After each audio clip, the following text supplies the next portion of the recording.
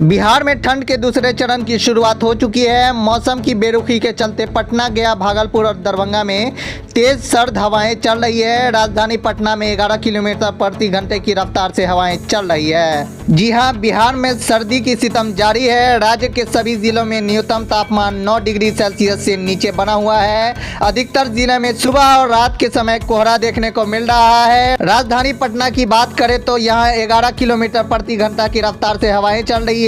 पटना के अलावा गया, भागलपुर, मुजफ्फरपुर और दरभंगा में तेज हवाएं चल रही है। तेज हवाएं के चलते बिहार के विभिन्न जिलों में एक बार फिर से ठंडा ने अपना प्रचंड रूप दिखाना शुरू कर दिया है। मौसम विभाग की माने तो अभी 20 तारीख तक लगभग पूरे राज्य में तेज हवाएं बहेंगी। बिहार मौसम विभाग ने पटना, भागलपुर और सारण के छपरा में कोल्ड डे का अलर्ट जारी कर दिया है।